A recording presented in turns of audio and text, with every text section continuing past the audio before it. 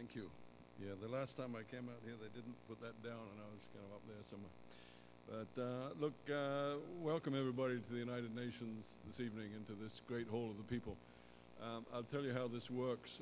Basically, I have to read this speech that much more worthy people than I have prepared, and then maybe I'll say a few things to you about how I feel about what it means to be addressing a group of bright young people like you. So first of all, let me do the formalities. Excellencies, we do have some ambassadors here. Yes, Ambassador of Sri Lanka is there, the youth envoy is there, Ambassador of Kenya is there. Glad to see all went well back home. So welcome also to all of you young people here to this 20th session of the Youth Assembly. It's great to have you here. I want to particularly thank the permanent missions of Kenya and Portugal and Sri Lanka and the Friendship Ambassadors Foundation and other program partners for organizing this assembly. It really is a totally different energy to what one is normally faced with here, you know, a bunch of very staid diplomats.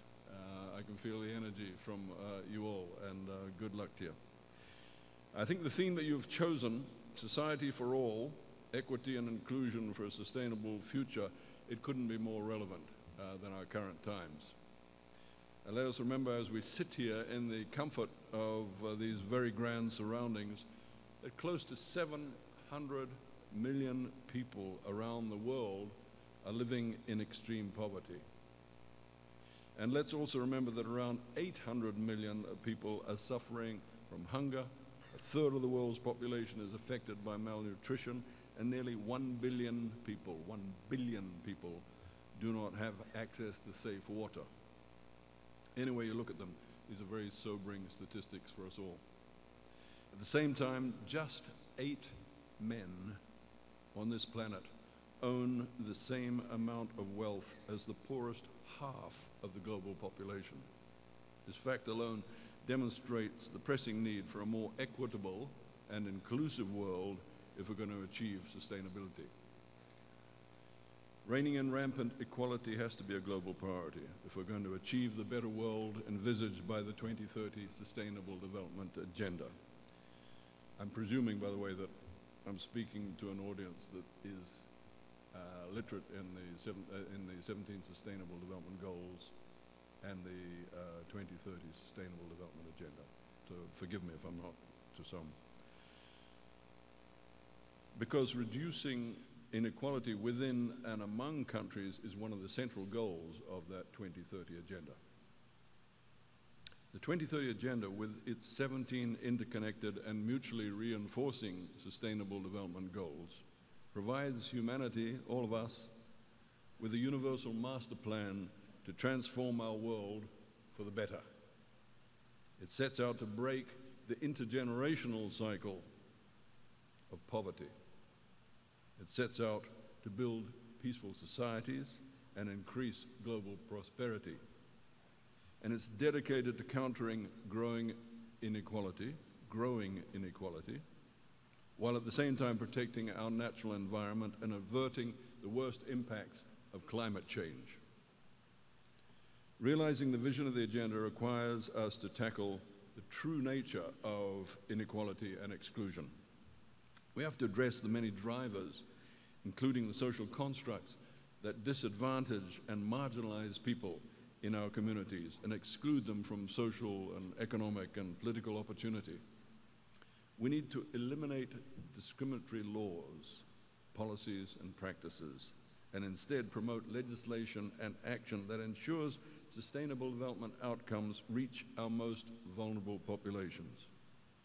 Such action includes improving access to health and education and decent employment for women and girls, and minorities, and refugees, persons with disabilities, indigenous peoples, and those discriminated on the basis of age, old and young.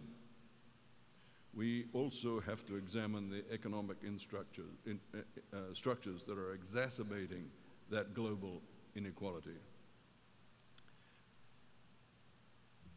To do this, we've got to improve transparent governance. We've got to strengthen our monitoring of global financial markets. I know that sounds weighty and boring, but there are many in this front row here who are working on that subject, and that really can change the world, working on those financial markets. We've got to adopt wage and social protection policies if we're going to get over inequality.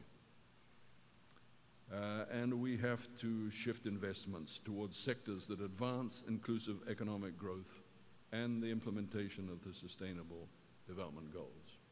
And in this room tonight, I want to say to you that it's really time for us to acknowledge that the intergenerational impacts of biodiversity loss and environmental destruction have to start being seen through the same lens of inequality. It's in that light that we should view the catastrophic effects of climate change, which are already causing things like rising sea levels, prolonged droughts, severe storm surges, and forest fires. The days are gone when it's morally acceptable for us to continue stealing from the future of our grandchildren. Those days are gone. Talking about the responsibilities of generations, I also want to emphasize the point that the vast potential of the 1.8 billion young people across the world is actually the central driving force to take us to the achievement of the Sustainable Development Goals. To this end, we have to prioritize initiatives to ensure young people are empowered with the education and the skills and the opportunities that they need to secure decent employment and fully participate in the process of decision-making that is required to achieve the Sustainable Development Goals. So, ladies and gentlemen, particularly the younger ones amongst us, if we're going to create an equitable and inclusive world, we all have to play our part. I want to leave you today with the following call to action. Join with the international community in our efforts to implement the 2030 Sustainable Development Agenda. The invitation is open to all. Be voices to amplify the message of the Sustainable Development Goals across our world. Be educators and serve as examples who represent what sustainable living actually embodies. And be active citizens who demand urgent and responsible change from those around you. The SDGs are the key to achieving a sustainable future for all, and the youth of today have the most to gain or lose from their success or failure. The willingness of your generation to take up this challenge will define the outcome of the 2030 Sustainable Development Agenda. And I promise to give you my own personal take on all this stuff, and I will. I started off back in the dark ages. I was born in the first half of the last century. Take that in. And when I went to university, I'm from Fiji, and when I went to university in New Zealand, in Auckland, 1969, unlike most of my fellow students from Fiji, I was not on a scholarship. I had to work my way through. I stacked timber from 5 a.m. in a timber yard until about 2 in the afternoon, and then caught the bus into the university, did whatever minimum classes I needed to get through my first year and my second year. In the third year, a bit more attention was required to my studies, so I used to clean the toilets of the Auckland University. And whenever I go back there now, I always check out how clean the toilets are, because that was my job. I got up at 6 o'clock in the morning, went and cleaned all the toilets and the cafeteria before any of the students arrived. All I wanted was a ticket to go back home to Fiji and work in rural development, which was my passion. My father had worked in it. It's what I wanted to do with my life. And as soon as I got back there, sorry about the toilet theme, but nobody else was doing it, I started really getting into building pit latrines in villages, because I was just sick of getting sick myself, but seeing the sickness of the kids because there were open toilets, basically, in the bush around the villages. And so by getting water seal pit latrines in, I really felt I was making a difference to the lives of those people, and getting in piped water supplies. So Ambassador Kamal would understand why I was so passionate about SDG 6, water and sanitation, because that was the first probably 5 years of my government service. So anyway, I sort of carried on in rural development, happily doing what I was doing, and eventually got dragged into the Foreign Service, kicking and screaming against my wishes, and sent off to places like this. But the point I want to make to all of you is that, you know, if a cleaner of toilets and a timber stacker like me can end up as the President of the General Assembly just through basically plugging on in public service and good governance. I want all of you to think about the fact that, you know, maybe one or two of you are going to end up here as the President of the General Assembly one of these days in the future. And if that seems bizarre to you, there are two people out on the wall outside of the 71 Presidents of the General Assembly that are being, both of whom I know through family connections. They just, you know, that's the way the world works. So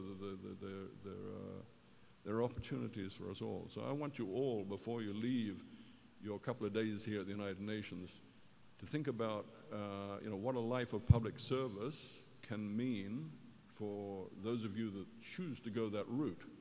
Because, you know, you can spend your life, which, by the way, passes in a flash, making money or having fun or doing what it is, or you can spend it in public service and trying to better the world and make things better for your fellow men and women and for the children that are to come, most importantly. And don't leave the United Nations without that thought in your mind that, you know, one day it might be you that's the ambassador here, one day it might be you that's the President of the General Assembly, because somebody has to fill these offices and do the work. And I want to encourage you all to try and be that one. Thank you very much for listening tonight.